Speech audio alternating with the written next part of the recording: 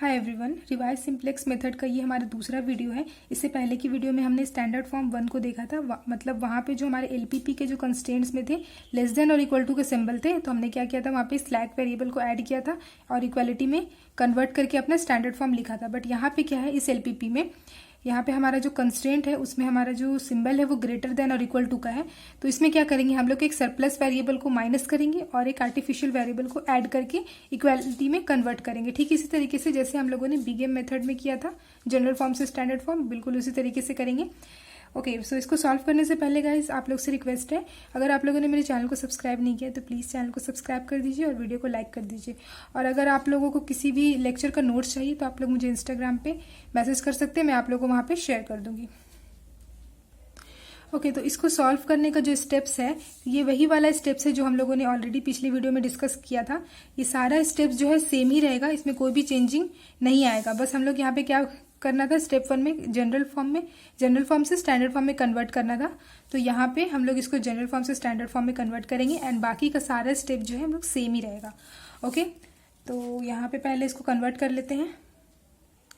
Okay, तो सबसे पहले हमारा ऑब्जेक्टिव फंक्शन है जनरल फॉर्म से स्टैंडर्ड फॉर्म में कन्वर्ट करने के लिए क्या है, ऑब्जेक्टिव फंक्शन को देखते हैं कि ये मिनिमाइजेशन के फॉर्म में है तो हम लोग क्या करेंगे, मैक्सिमाइजेशन के फॉर्म में कन्वर्ट करेंगे। अगर मैक्सिमाइजेशन रहता तो कन्वर्ट करने का जरूरत नहीं है, बट मिनिमाइजेशन है तो मैक्सिमाइजेशन z इक्वल्स टू, यहाँ पे क्या है, कन्वर्ट की है मिनिमम से मैक्सिमम में तो माइनस से मल्टीप्लाई होगा। सो -x1 - x2 ये हो गया। इसके बाद हमारा जो नीचे का कंस्ट्रेंट्स है,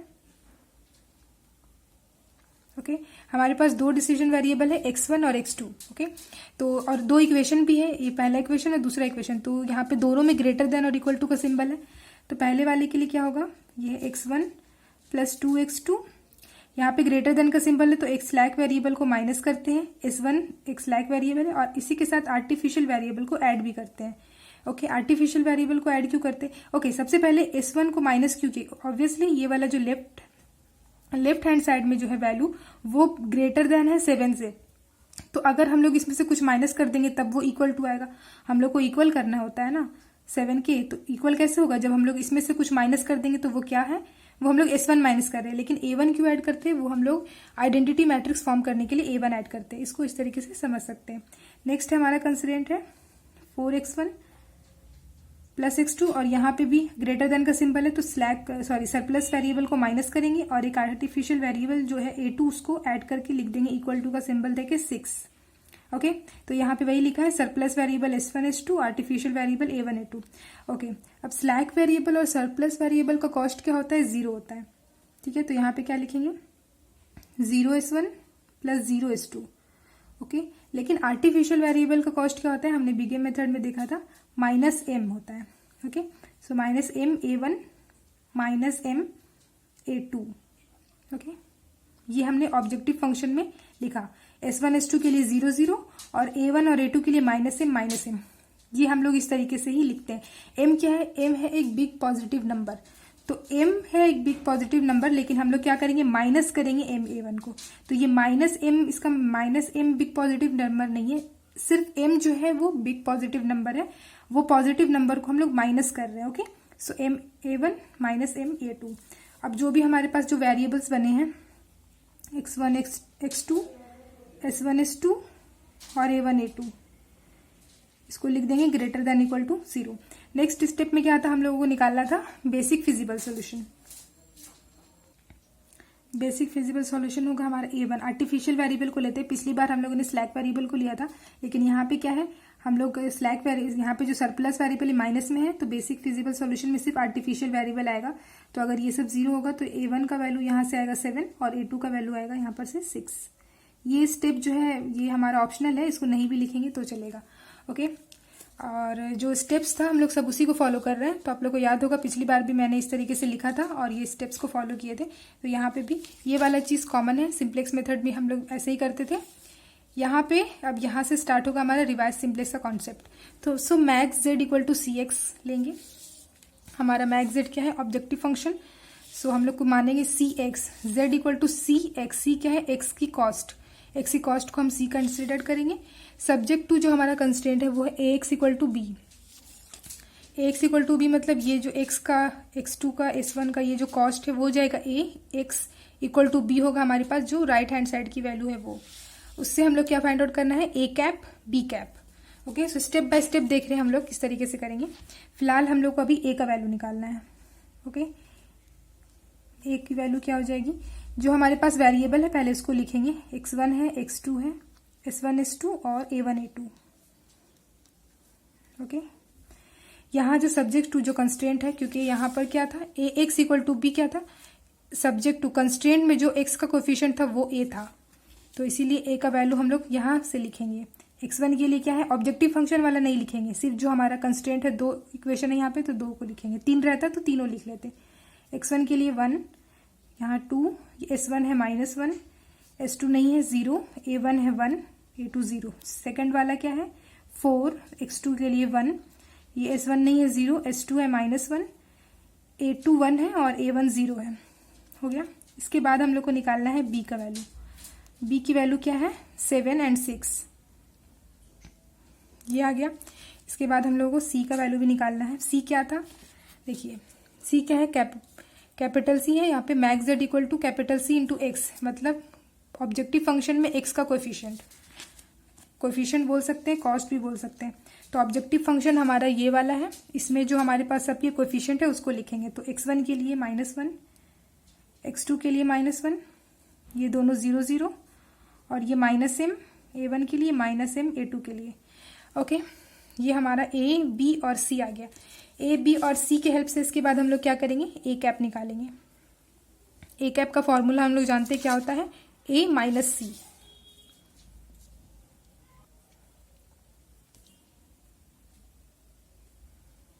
ओके, तो a की वैल्यू को यहाँ से देख के पूरा लिखेंगे।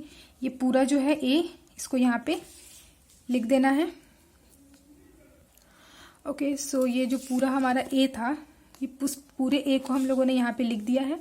और फॉर्मूला के अकॉर्डिंग क्या है, a कैप का वैल्यू क्या है a, और उसके नीचे माइनस c क्या है, यहाँ पे हम लोगों ने c निकाला है, तो इसको माइनस से मल्टीप्लाई करके हम लोग नीचे यहाँ पे लिखेंगे। ओके, तो यहाँ पे क्या है -1, तो यहाँ पे ये माइनस से मल्टीप्लाई के हो जाएगा +1, इसके बाद है 0 0, तो 0 0, इसके बाद है -m, तो यहाँ पे ये क्या हो जाएगा +m। ओके, ये वैल्यू आया a कैप का। इसी तरीके से b कैप को निकालना है। b कैप का फॉर्मूला क्या है, b एंड 0, सो b ऊपर और नीचे 0। b क्या है हमारे पास, b है हमारे पास 7 6।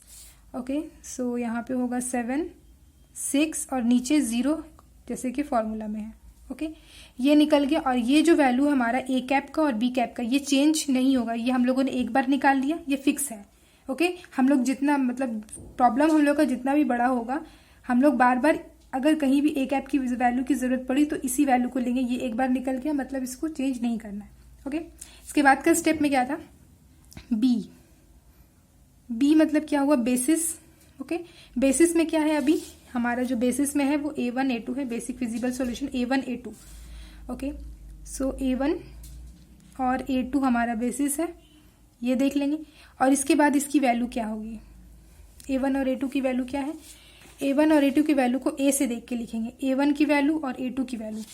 ये वाला a1 और a2 की वैल्यू को नहीं देखेंगे, a कैप में से नहीं देखेंगे, ठीक है, सिर्फ हम लोग a से देखेंगे पहले, तो ध्यान में रखना है। a1 का वैल्यू है 1 0 0 1, ये आइडेंटिटी मैट्रिक्स फॉर्म कर रहा है 1 0 0 1। और b जो होता है वो आइडेंटिटी मैट्रिक्स होता है, अगर यहाँ से लेंगे तो ये आइडेंटिटी मैट्रिक्स नहीं है। ओके, b होता है आइडेंटिटी मैट्रिक्स। ओके, और अगर इसका इन्वर्स करते हम लोग तो आइडेंटिटी मैट्रिक्स का इन्वर्स वो खुद ही होता है। ओके, इसके बाद हम लोग को निकालना है सी बी क्यों निकाल रहे हैं हम लोग, देखिए यहाँ पे हम लोगों को बी कैप इन्वर्स निकालना है। तो बी कैप इन्वर्स के लिए हम लोग को पता होना चाहिए बी इन्वर्स, तो बी इन्वर्स हम लोगों ने देख लिया, बी निकाला और उसका इन्वर्स कर देंगे आइडेंटिटी मैट्रिक्स का, तो वही हो जाएगा। और सी बी निकालना है, उसके बाद उसको बी इन्वर्स से मल्टीप्लाई करना है। तो सी बी मतलब क्या हुआ, कॉस्ट ऑफ बेसिस। तो बेसिस में क्या है a1 a2 और इन दोनों की कॉस्ट, तो इन दोनों की कॉस्ट क्या होगी, मतलब ऑब्जेक्टिव फंक्शन में देखेंगे क्या है, a1 और a2 की कॉस्ट -m। ओके, अब अगर cb को b इनवर्स से मल्टीप्लाई करेंगे तो cb क्या है -m। और बी इनवर्स क्या है, आइडेंटिटी मैट्रिक्स 1 0 0 1, इसको मल्टीप्लाई करेंगे तो क्या आएगा, -m।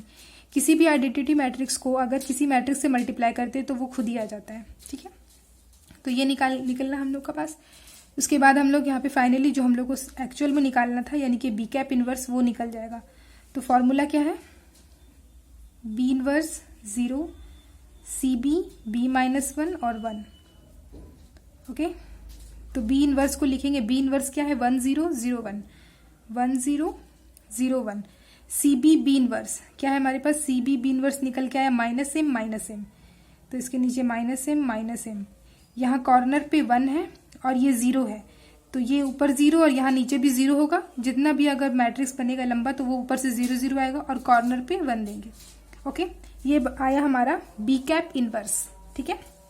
बी कैप इनवर्स के बाद हम लोग को बोला गया ZJ minus CJ find out करना, ओके। सो ZJ माइनस CJ का जो फॉर्मूला है वो होता है CB बी इनवर्स 1 और A कैप, और CB बी इनवर्स 1 क्या है हमारे पास, CB बी इनवर्स 1 जो है last row of b cap inverse है। बी कैप इनवर्स के लास्ट रो क्या है, CB बी इनवर्स और यहाँ पे 1, तो ये वही चीज को है A कैप से मल्टीप्लाई करने बोला है, ठीक है।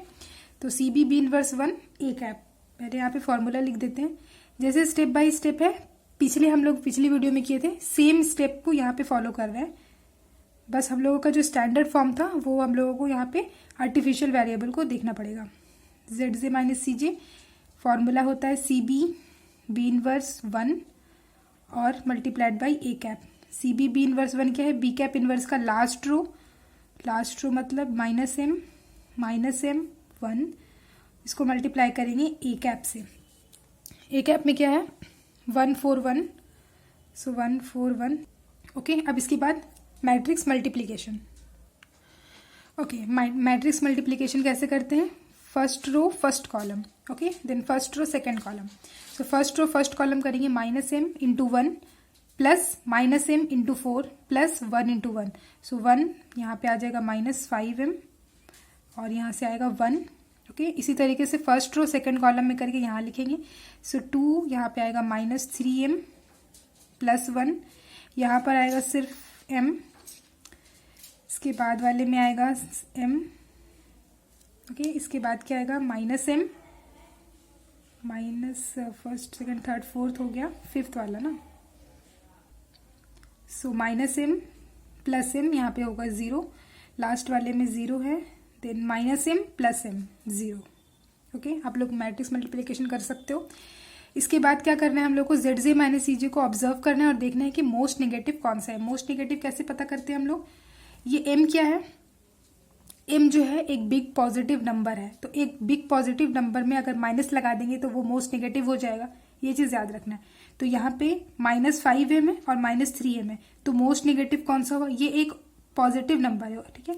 तो -5 और -3 में से पॉजिटिव कौन सा हुआ, सॉरी मोस्ट नेगेटिव कौन सा हुआ, -5m, ठीक है। पॉजिटिव हुआ 5m और अगर माइनस लगा देंगे तो वो मोस्ट नेगेटिव हुआ, ओके। ये चीज हम लोग देख चुके हैं। तो ये क्या है, फर्स्ट वाले के लिए, फर्स्ट वाले मतलब यहाँ पे हम लोग A कैप से मल्टीप्लाई किए थे, तो ये वाला था, इसके लिए x1 के लिए था, x2 के लिए था, s1 s2 था। तो चूंकि ये फर्स्ट वाला जो है मोस्ट नेगेटिव आया है, तो हम लोग लिख सकते हैं Z1 minus C1 equals to -5m plus 1 is most negative, so x1। अब Z1 minus C1 most negative है, तो x1 क्या होगा, इंटर करेगा, सो x1 इंटर्स दी बेसिस। सिमिलरली मतलब सेम चीज जैसे पिछले कर रहे थे, सेम चीज यहाँ पे करना है। ये मोस्ट नेगेटिव आया, इसका मतलब x1 इंटर करेगा। x1 इंटर जब कर रहा है तो इसके बाद क्या करते हैं हम लोग, जो भी एंटर करता है उसका x1 का कैप निकालते हैं। तो x1 यहाँ पे x है, k यानी कि 1, तो x1 कैप क्या होगा, b cap inverse into a1 cap, okay. तो यहाँ पे लिखेंगे x1 cap equals to b cap inverse into a1 cap. अब b कैप इनवर्स का वैल्यू क्या है, b कैप इनवर्स की वैल्यू है ये वाला, सो यहाँ पे लिखेंगे 1 0 0 1 0 0 0 1 0 एंड -m 1, ओके। और a1 कैप से मल्टीप्लाई करेंगे। a1 कैप क्या हो गया, यहाँ पे ये x1 है, x2 है, ये a है, ये a कैप है। ओके, ये वाला a कैप है और हम लोग को स्मॉल a1 कैप देखना है। तो ये क्या होगा, ये a1 कैप होगा, ये वाला होगा a2 कैप, इसी तरीके से ये a3 कैप। ओके, सो ये चीज़ लिखना नहीं है, ध्यान में रखना है, ये a1 कैप, ये a2 कैप। तो a1 कैप से मल्टीप्लाई करने बोला है, मतलब फर्स्ट वाला कॉलम 1 4 1, सो 1 4 1 से मल्टीप्लाई करना होगा। ओके, सो मैट्रिक्स मल्टीप्लीकेशन से यहाँ पे वैल्यू आएगा 1 4 और यहाँ पे -4m -m -5m +1, ये 3 नहीं है, ये 5 है। ओके ओके, इसके बाद क्या था, इसके बाद हम लोग को निकालना है x cap b. X cap b का फॉर्मूला होता है b cap inverse into b. तो एक्स कैप बी निकालने का फॉर्मूला होता है b cap inverse into b cap.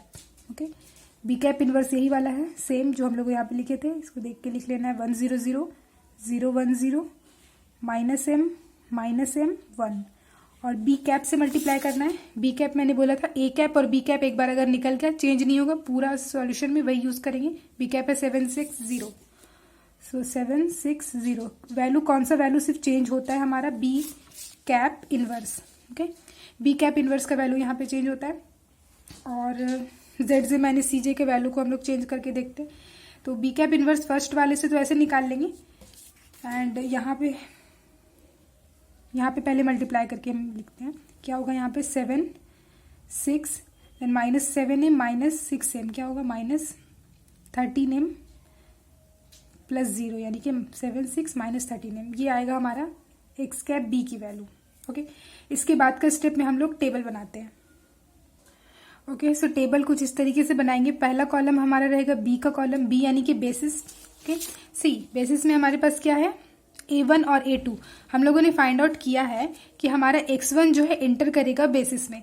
सो x1 एंटर करेगा तो हम लोग क्या करेंगे ना, यहाँ बेसिस में के कॉलम में x1 नहीं लिखेंगे, हम लोग x1 के लिए अलग से कॉलम बनाएंगे, क्योंकि x1 हमारा एंटर किया, इसी की वजह से हमने x1 कैप निकाला। तो ये x1 कैप की जो वैल्यू आई है, इसको एंटर करने के लिए हमने यहाँ पे एक कॉलम बनाया है। यहाँ पे एंटर अभी नहीं करना है, क्योंकि हमें क्यों एंटर नहीं करते हैं, क्योंकि हम लोग को ये नहीं पता है कि जो x1 एंटर करेगा वो a1 की जगह पे एंटर करेगा या a2 की जगह पे एंटर करेगा।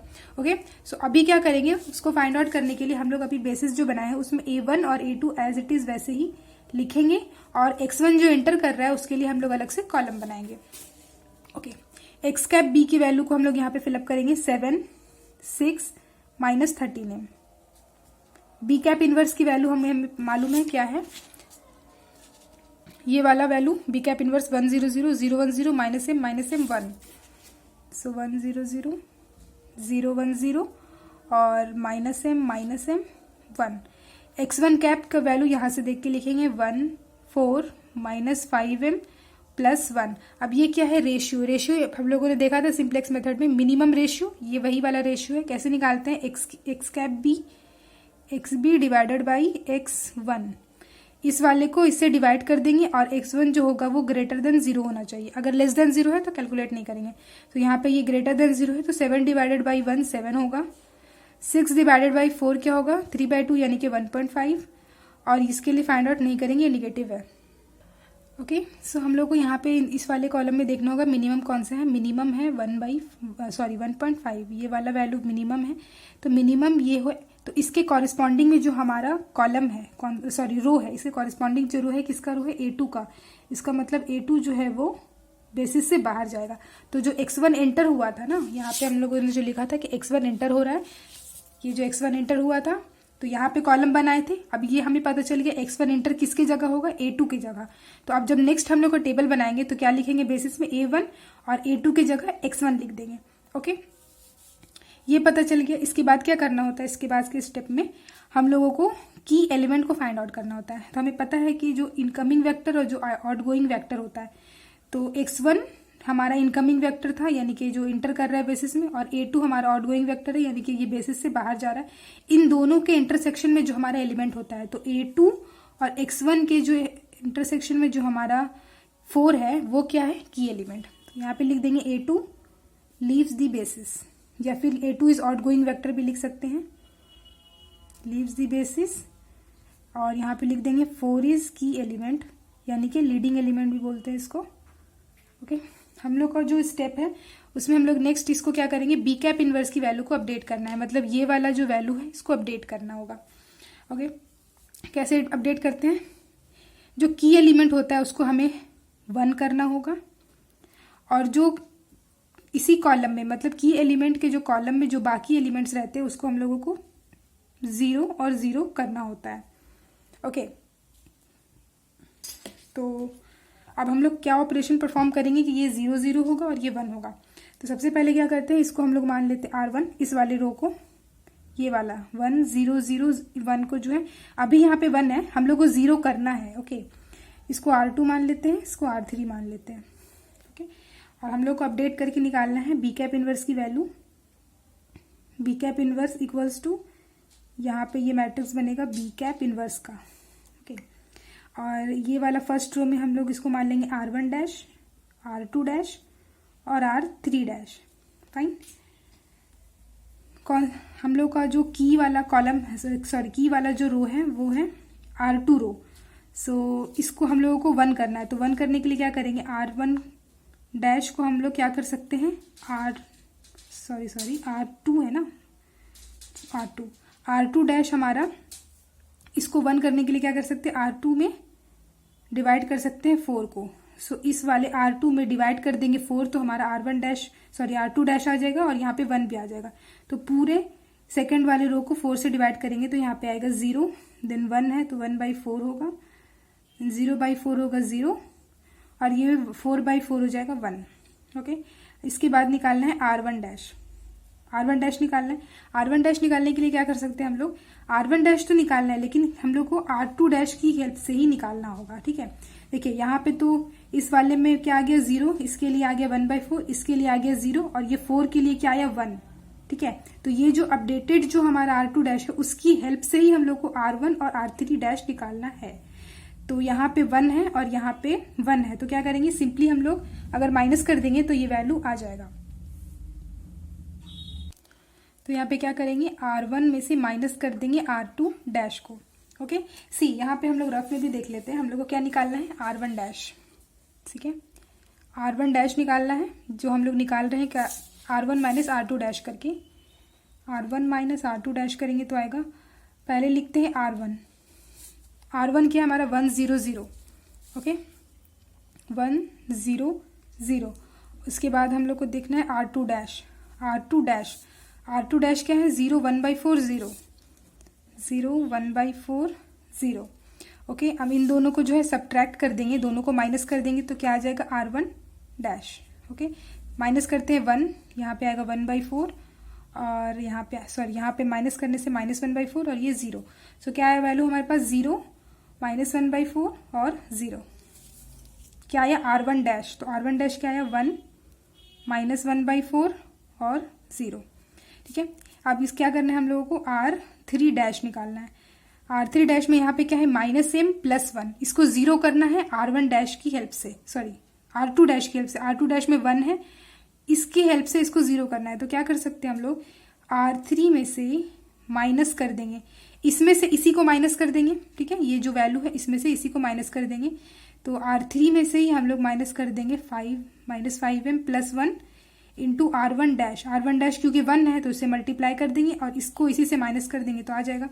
ठीक है, यहाँ पे रफ में भी देख लेते हैं हम लोग को क्या ऑपरेशन परफॉर्म कर रहे हैं। R3 डैश के लिए R3 minus -5m + 1 into R1 dash. Okay, तो यहाँ पे पहले लिखते हैं R3 की वैल्यू। R3 की वैल्यू क्या है, -m - 1, और यहाँ पर R1 डैश में ये वाला चीज़ को मल्टीप्लाई करके लिखना है, मतलब -5m + 1 इंटू R1 डैश को मल्टीप्लाई करके लिखेंगे, क्या होगा, R1 डैश क्या है, सॉरी R1 डैश नहीं, हमारा की वाला ये था ना, तो R2 डैश लेंगे, R2 dash. Okay, R2 dash. ठीक है, ये वाला हमारा की रो है तो की रो की हेल्प से करेंगे। R2 डैश है तो यहाँ पे R2 डैश में इसको मल्टीप्लाई करके लिख देंगे, तो 0 मल्टीप्लाइड बाय ये वाला क्या हो जाएगा 0, फिर 1/4 मल्टीप्लाइड बाय ये, तो यहाँ पे क्या होगा -5m + 1 मल्टीप्लाइड बाय 4 यानी कि डिवाइड बाय 4, और R2 में क्या है 0, तो 0 और यहाँ पे ये क्या होगा 0। ओके, अब इसको क्या करेंगे, इसको यानी कि R3 को और इस वाले को सब्ट्रैक्ट करना पड़ेगा। तो क्या आ जाएगा R3 डैश माइनस m और ये क्या हो जाएगा माइनस m। इसके बाद यहाँ पे क्या होगा minus m minus of -5m + 1/4 और ये आएगा 1। यहाँ पे ये आएगा वैल्यू m - 1/4। ओके, तो ये जो R3 डैश का वैल्यू आया हमारा यहाँ लिख देंगे। ये वैल्यू आया है -m m - 1/4 और ये 1। ये जो कैलकुलेशन है ना, इसमें चांसेस होते हैं थोड़ा मिस्टेक होने का, ठीक है। तो अच्छा से रफ में इसको सॉल्व करना है, फिर यहाँ पे पुट करना है। ओके, तो अब ये हम लोगों ने निकाल लिया। ओके, फिर से हम लोगों ने बी कैप इनवर्स को निकाला। अब बी कैप इनवर्स को निकालने के बाद हम लोगों ने पिछली बार क्या किया था, ZJ माइनस CJ को फाइंड आउट किया था, ठीक है। तो इस बार भी क्या करेंगे हम लोग, सेम ही स्टेप को रिपीट कर रहे हैं। तो ZJ माइनस CJ को हम लोग यहाँ पे फिर से कैलकुलेट करेंगे। तो मैं यहाँ पे लिखती हूँ, बेटर रहेगा मैं यहाँ पे लिख दूँ तो, ठीक है। सो यहाँ पे लिख देते हैं ZJ माइनस CJ। फॉर्मूला के अकॉर्डिंग क्या होता है, CB B inverse 1 × A cap. Okay, CB B inverse 1 मतलब क्या हुआ, last row of B cap inverse. ठीक है, हम लोगों ने देखा था last row of B cap inverse ये था। तो यहाँ पे B कैप इनवर्स करंट वाला यूज करेंगे -m - 1/4 1। ओके, और इसमें मल्टीप्लाई करना है A कैप से। तो A कैप हमारा ये वाला पूरा वैल्यू है। A कैप तो हमारा चेंज नहीं होता है, इसी को यूज करेंगे। तो इसको पूरा मैट्रिक्स को यहाँ पे मैं लिख रही हूँ। ओके, सो A कैप को मैंने यहाँ पे लिखा है। इसके बाद मैट्रिक्स मल्टीप्लीकेशन होगा, first row first column, first row second column, इस तरीके से, ठीक है। तो यहाँ पे क्या आएगा -m सेकंड को सेकंड से, देन +m - 1 + 1। फिर सेकंड वाला एलिमेंट क्या होगा हमारे पास, -2m + m - 1/4 + 1। इसके बाद आएगा यहाँ पर से m, देन -m + 1/4, देन आएगा -m + m, देन यहाँ पे आएगा m - 1/4 + m। इसके बाद इसको सॉल्व करेंगे। इतना एकदम जल्दी में कैलकुलेशन करने की ज़रूरत नहीं है, आप लोग आराम आराम से भी कर सकते हैं। मैं भी आराम से कर रही हूँ। यहाँ पे इसको कैलकुलेट करेंगे, आ जाएगा 8। तो यहाँ पे हो जाएगा -7m + 3/m, सॉरी /4 है, /4। ओके, यहाँ पर है थर्ड एलिमेंट m, फोर्थ वाला है -m + 1/4। यहाँ पे है 0, देन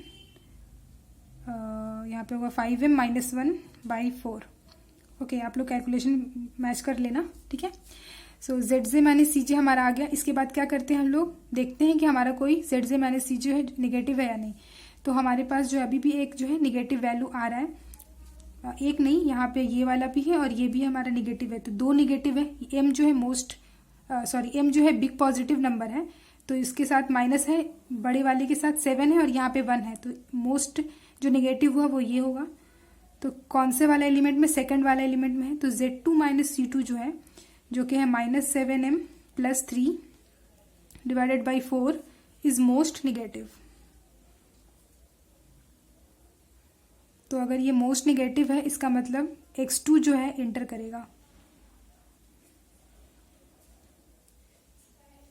ओके, x2 एंटर करेगा। तो इसके बाद हम लोग क्या जानते हैं कि हम लोगों को x2 कैप निकालना है। ओके, पिछली बार भी हम लोगों ने क्या किया था, हम लोग को जैसे ही पता चला था कि x1 एंटर कर रहा है बेसिस में, उसके बाद हम लोगों ने क्या किया था, x1 का कैप निकाला था। तो इसी तरीके से यहाँ पे भी हम लोगों को पता चला है कि x2 जो है वो एंटर कर रहा है बेसिस में, तो x2 का कैप निकालेंगे। इसका फॉर्मूला होता है b cap inverse × A2 cap. Okay, b cap inverse का क्या है, हमारे पास बी कैप इनवर्स है ये वाला। ओके, जो करंट वाला है उसी को यूज करना है। सो यहाँ पे है 1 - 1/4 0 और 0 1/4 0 -m m - 1/4 और 1। ये है हमारा बी कैप इनवर्स और A2 के साथ मल्टीप्लाई करेंगे। A2 क्या है हमारे पास, ये A1 है और ये वाला सेकंड वाला A2। तो A2 है 2 1 1। ओके, सो 2 1 1 हमारा A2 है। इन दोनों को मल्टीप्लाई करेंगे तो क्या आएगा हमारे पास value, first row first column, then second row first column, then third row first column. So यहाँ पे आएगा 2 माइनस 1/4, देन 1/4, और यहाँ पे -2m plus m-1/4 plus 1। Okay, तो यहाँ नीचे लिख देते हैं।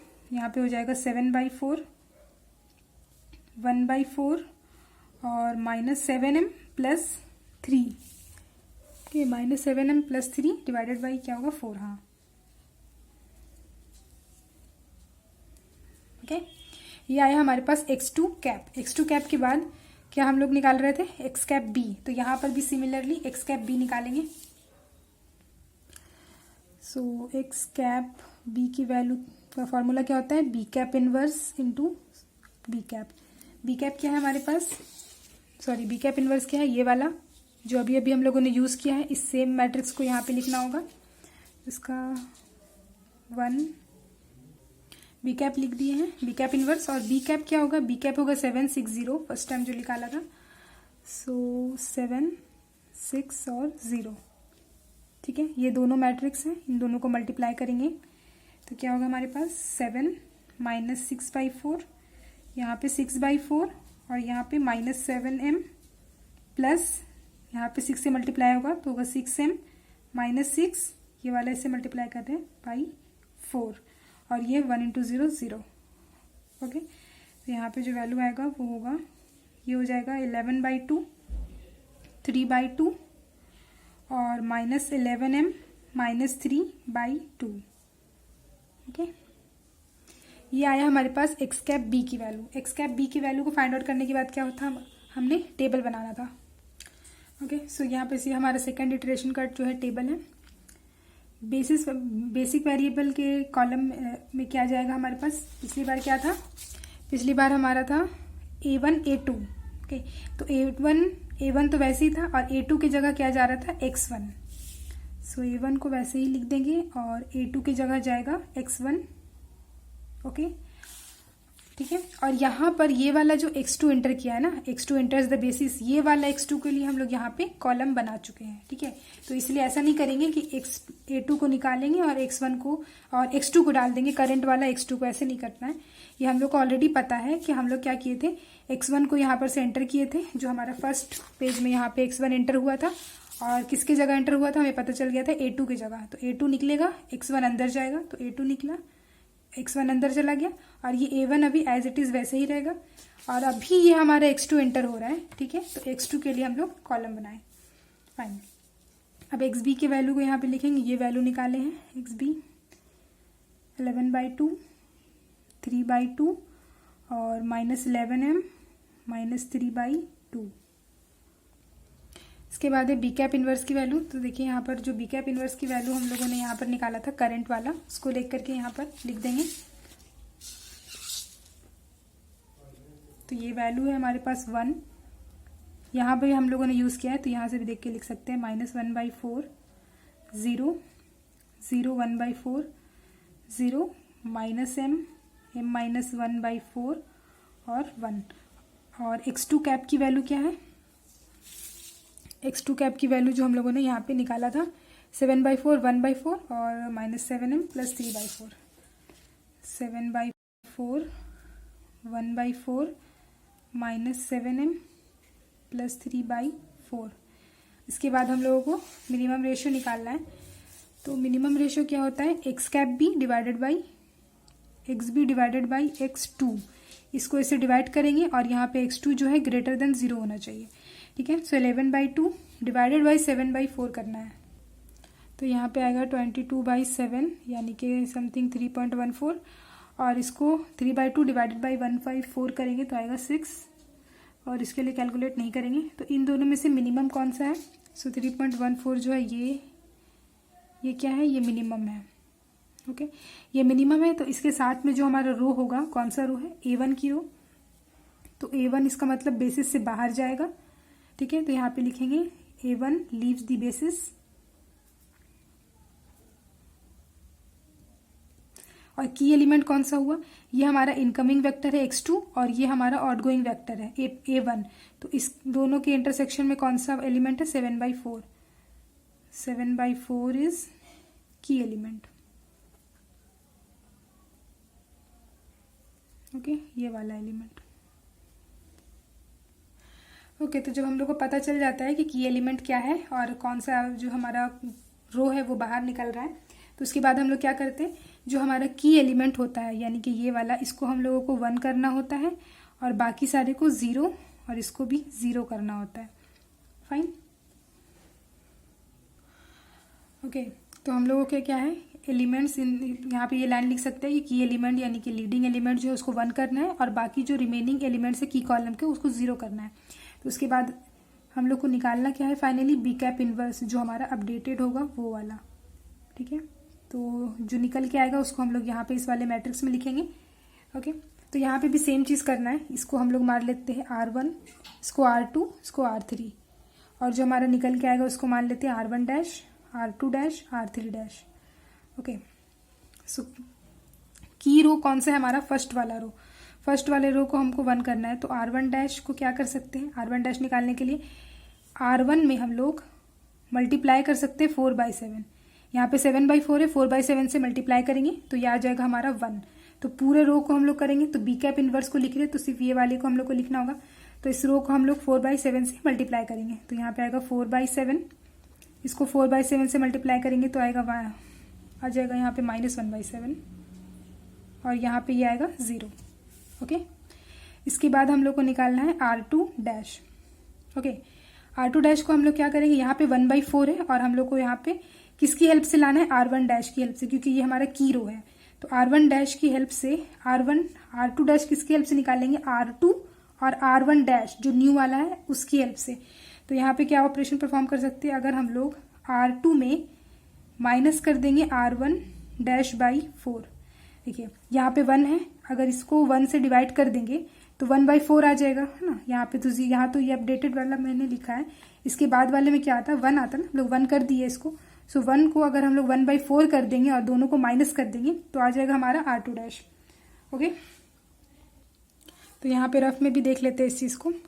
R2 डैश के लिए हम लोग क्या कर रहे हैं, R2 में से माइनस कर रहे हैं R1 डैश बाई 4।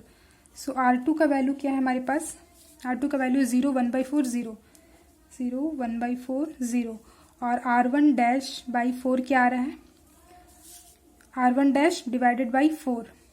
ये करेंगे तो क्या आएगा, यहाँ पे आ जाएगा हमारा 1/7। ठीक है, ये है हमारा R1 डैश, 4 से डिवाइड करेंगे आ जाएगा, यहाँ पे आ जाएगा -1/28 और ये 0 तो 0 होगा। ओके, इन दोनों को क्या करना है, माइनस करना है। अगर माइनस करेंगे तो आ जाएगा R2 डैश। सो यहाँ पे आएगा -1/7, इसको माइनस करेंगे 1/4 माइनस ऑफ माइनस यानी कि यहाँ पे हो जाएगा 1/4 प्लस 1/28 और इसमें 0, तो ये हो जाएगा 2/7।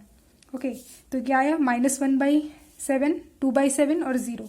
कौन सा आया, R2 डैश। तो यहाँ पे लिखेंगे 1/7, -1/7, 2/7 और 0। अब इसी तरीके से R3 डैश भी निकालना है, किसकी हेल्प से, R1 डैश की हेल्प से। R3 डैश में यहाँ पे ये वाला वैल्यू है, इसको 0 करना है। तो अगर इस वैल्यू में से इसी को माइनस कर देंगे तो 0 आ जाएगा। ठीक है, तो क्या करेंगे हम लोग यहाँ पे R3 में से माइनस कर देंगे हम लोग इसी वैल्यू को, ये सेम वैल्यू को, -7m + 3 डिवाइडेड बाई 4, इसी को माइनस कर देंगे। किसकी हेल्प से करना है, हमेशा R1 डैश की हेल्प से करना है। तो R1 डैश क्या है, हमारा तो 1 है, यहाँ पे R1 डैश 1 है, तो हम लोग ये ऑपरेशन परफॉर्म कर सकते हैं। फिर से यहाँ पे रफ में देखेंगे हम लोग क्या ऑपरेशन कर रहे हैं, R3 डैश में R3 में से माइनस कर रहे हैं -7m + 3/4 into R1 dash. Okay, तो R3 क्या है हमारे पास, R3 ये वाला है -m, m-1/4 और 1।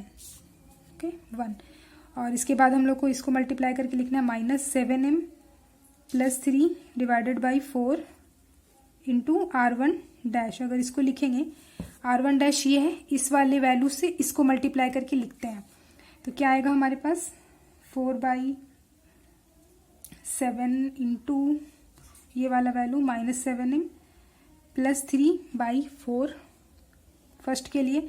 सेकंड के लिए ये वाला आएगा यानी कि 2/7 मल्टीप्लाइड बाई -7m + 3/4 और यहाँ पे लास्ट में 0 है, तो 0 मल्टीप्लाइड बाई ये वाला, इसका मतलब 0।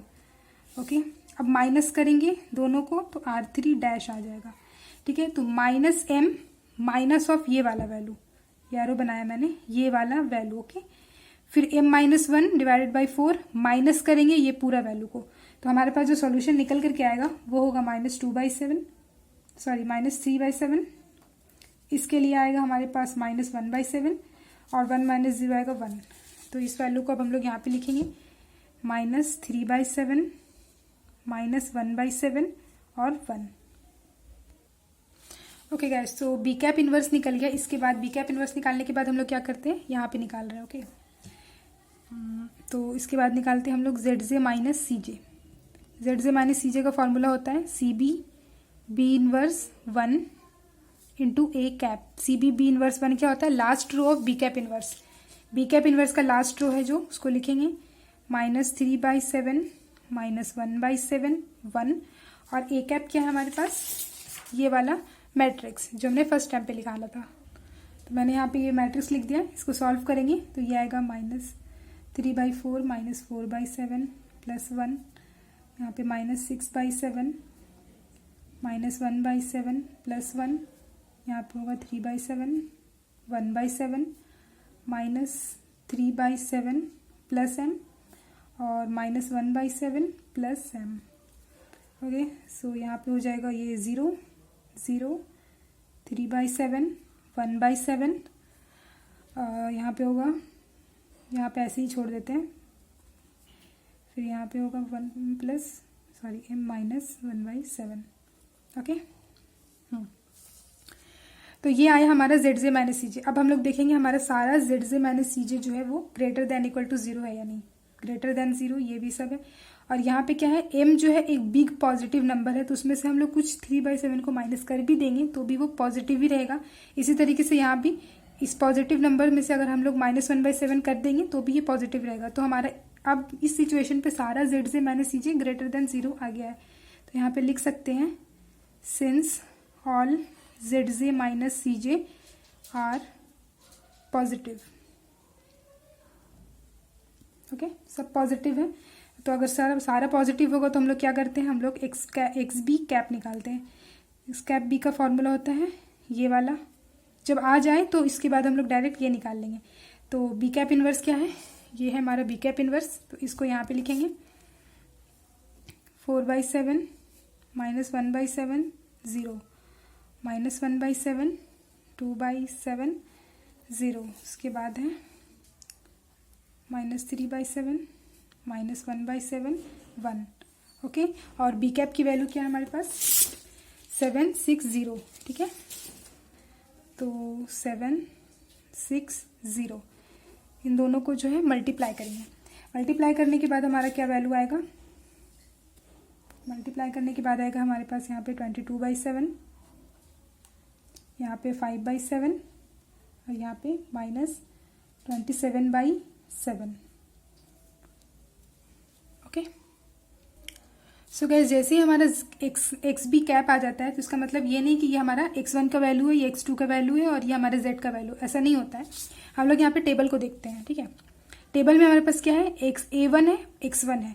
सो हमारा x1 क्या है, यहाँ पे सेकंड वाले में x1 है और ये नीचे जो होता है ये z होता है। इसको लिखने की जरूरत नहीं है, पर यहाँ हमारे z की वैल्यू होती है। ठीक है, तो x1 जो है वो सेकंड रो में है और हम लोगों ने क्या देखा था कि a1 जो है वो लीव कर रहा था। a1 लीव कर रहा था किस, तो उसकी जगह पे कौन आ रहा था, x2। ये वाला जो यहाँ पे इसकी कॉलम है ये यहाँ पे आ रहा था। तो इस केस में क्या होगा, x2 जो है यहाँ पे a1 बाहर जाएगा और x2 इसके अंदर आएगा। तो x2 पहले होगा, देन x1 होगा, देन z होगा। तो इसी तरीके से यहाँ पे क्या होगा, x2 पहले होगा, x1 इसके नीचे एंड ये z। तो कौन सा, सॉरी z। ठीक है, तो x2 का वैल्यू होगा यहाँ पे 22/7, x1 का वैल्यू होगा 5/7 और z का वैल्यू होगा -27/7। ओके, तो इसलिए मैंने यहाँ पेज में लिखा है ऑप्टिमल सॉल्यूशन क्या होगा, x2 22/7, x1 होगा 5/7 और मैक्स z इक्वल टू होगा -27/7। देखिए जब हम लोगों ने यहाँ पे एलपीपी को सॉल्व किया था तो हमारे पास क्या था, यहाँ पे मिनिमाइजेशन ऑफ z था और स्टैंडर्ड फॉर्म में कन्वर्ट करने के लिए हम लोगों ने माइनस से मल्टीप्लाई किया था। तो अब जो वैल्यू निकल करके आया ना हमारे पास, वो है मैक्सिमाइज जेड का। ये जो वैल्यू आया है हमारा, ये जो जेड का वैल्यू -27/7, ये मैक्सिमाइज जेड का है। लेकिन हम लोग का क्वेश्चन में मिनिमाइज था, तो हम लोग यहाँ पे लिखेंगे मिनिमाइज जेड, फिर से माइनस से मल्टीप्लाई कर देंगे तो ये हो जाएगा +27/7। तो ये स्टेप को भूलना नहीं है, ये स्टेप को करना होगा। ऑलराइट गाइस, तो ये हो गया हम लोगों का सॉल्यूशन। एक बार मैं आप लोगों को ये पूरा जो हम लोगों ने सॉल्व किया है वो एक बार दिखा देती हूँ। याद रखने वाली चीज़ है ये वाला चीज़, ठीक है, ये फॉर्मूला और ये वाला स्टेप्स जिस तरीके से मैंने लिखा है, किस तरीके से कौन से वैल्यू के बाद किस वैल्यू को निकालना है, इसी तरीके से हम लोगों को निकालना होगा। ओके गाइस, तो ये रही, आप लोग एक बार इसको रिव्यू करके देख लीजिए। अगर कोई भी डाउट होगा तो आप लोग कमेंट सेक्शन में पूछ सकते हैं, और अगर किसी भी कॉन्सेप्ट का या फिर किसी भी चैप्टर का आप लोगों को PDF चाहिए होगा तो आप लोग मुझे इंस्टाग्राम पे मैसेज कर देना, मैं वहाँ पे आप लोगों को शेयर कर दूंगी। ओके,